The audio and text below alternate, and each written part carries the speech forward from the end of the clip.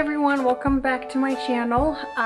Today I wanted to show you guys a DIY. I have done this before, but I think I've only blogged it on my website and I've posted pictures, but I've never done a video on it. So I just kind of wanted to show you the before and after and the step-by-step process. I'm not going to be doing it, but just going to be showing you exactly what the steps are. If your cushion is similar to mine, I've kind of decided to change out the fabric because the color that I had on there was very specific. So I wanted to make it a little bit more neutral, a little bit more retro, and something more light. So this is the chair that I'm actually sitting on. I found this one on OfferUp. Move this off, but this is the color that I selected. It's a very pretty teal.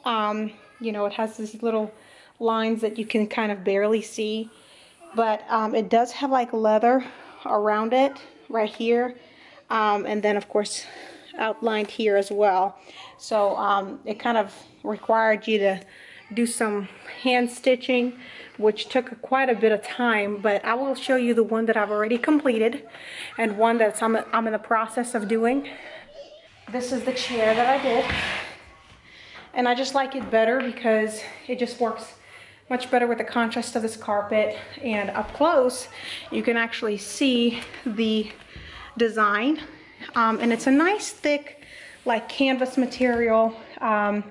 So for cushions, I definitely would recommend you pick out a material that's a little bit like rough in texture, just because over time they're not going to start sagging, because it will require, you know, for this fabric to be kind of pliable, but at the same time when people sit on it and then get up, it's not going to stretch over time, and then, you know, your sides are going to, you know, how would you say it, like the middle portion is going to be very soft, and you'll start seeing wrinkles because the fabric is so soft. So definitely recommend something rougher. It's a little bit harder to work with, especially around, like, you know, the details here. I don't know if you can see in the focus. And you can still see just a tad bit of grain, just because over time when you do it, and I apologize, I get a little out of breath because I'm almost going on 6 months pregnant. So walking up and down the stairs is not a simple task. It definitely gets you out of breath, but it does require you to like hand stitch it really well in between, and so you have to like really use the little curved needle, which I'll show you, to get into the corner as close as possible. So, you know, some spots you kind of hit and miss, but you know, up close you might be able to see just a tad of something that I might have missed, but you know, from far away it looks pretty good. So that's one of the reasons I wanted to change it out, because it's more neutral. And I mean, I still love this leather mustard. It's like a dirty mustard, that's what I would call it. Before, it kind of had this color on there, except it was more yellowish, so it was making this look old and not pretty. So I wanted something, you know, brighter. I think I got this fabric at one of the fabric stores here locally in Atlanta, Georgia, but you can find one of those stores, or you can go to Hobby Lobby. Hobby Lobby is definitely not going to have as much of a variety when it comes to like a reupholstering fabric. I think you can look into like the section where they have those huge rolls. It's like a specialty fabric, but if you can find like a really nice outlet fabric store, they have like a really great selection. I don't have a problem selecting my fabric because I'm pretty indecisive, so as soon as I walked in, I found two kinds of fabric, one which was similar to the teal one, but it was gray, but it was the same little velvet feel, and then this one I spotted and I was like, man, like I'm debating whether to do gray or this, and I'm like, this is just more unique, you know. So I definitely wanted to do something more unique. So still neutral, but it's more unique, but as you can tell, it just looks really, really good with the wood.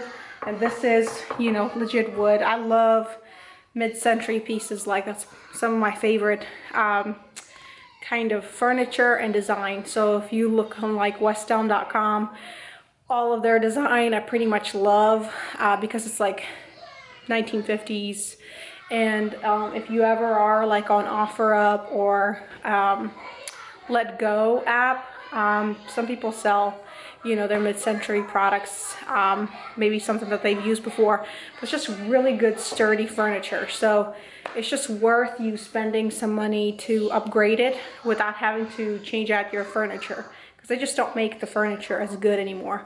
Plus the fabric, I mean, the fabric only cost me $10, and I had enough for 2 chairs, and I was able to make a pillow, and I still had some left over to make another pillow if I wanted to, but I wanted to be more unique and kind of leave it at 1 pillow. So this is the finished product. Let me show you the steps that you need to take to get to that result. So this is the second chair that I'm redoing. I have already pinned it. We'll take it off. So the first thing you want to do is, of course, detach it from the chair, which it looks like this. This one is only held by 4 screws, and it looks like some of the pins fell. I gotta make sure they're not on the floor. Anyways, so what I do with this one, and it really depends on what your cushions look like and what they require. Some cushions are very simple. All you have to do is take them off and staple all the way around.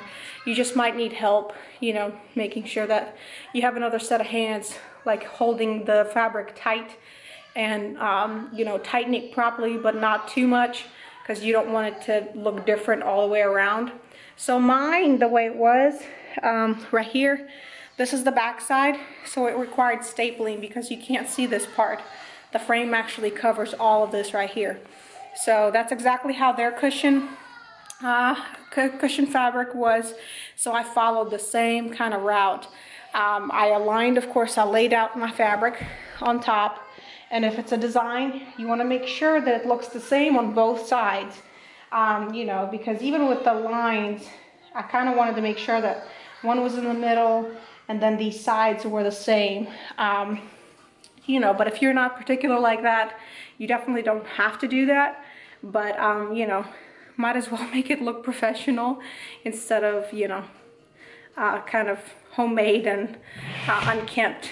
I hope that's the word. Anyway, so what I did was I laid it out, then I cut it and made sure that I had a little bit left on the edges, as you could see that it's tucked in.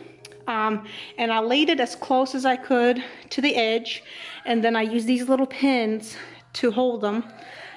So whenever I do go back and start with my stitching, I'm gonna start with the end where my stapler was, which is right here, because this is already, you know, solid and supported. So I'm gonna start right here and start pulling this corner right here, and tucking it right there, and that's where you want the stitching. So it's almost like a circle motion, sideways, if that makes sense. So you grab a little piece of this and then grab whatever you have on the inside right here and then pull, and that will like tuck it in snug like that, and will create like a right nice seamless flow. So that would be the best way to do it, is to make sure that you pin it all the way around so you have enough fabric and you don't accidentally, you know, pull the fabric while you're stitching and then end up messing it up and having to take it off. So make sure that you do it properly. This one I didn't have to do because that's just how the fabric ended, so I'm just going to tuck it slightly and pin it up. Anyway, so pinned all the way around. The back definitely supports it because it's already stapled, but these will help it not shift from side to side. And then you're ready to use your stitching. Now for stitching, the best thing to do, to go back to the stapling, I use like this simple stapling gun. This is by Stanley. The staples that are required for this one is 1/4, 6.3 millimeters. It says use a Stanley light duty TRA series or Arrow staples. So they are light duty. You don't want to get the thick ones because the thick ones will be really hard to push into the wood. but they're definitely bigger than your regular staples. So usually most people have this at home. If you don't, it's about $10. You know, a handy tool for other projects that you might have around the house. Then I went to Walmart and bought myself another box because I couldn't find my other box of pins. And these are colored ones, just kind of fun. And I kind of like them because you can see them better if they ever fall on the floor. You know, they stand out, especially when you have kids.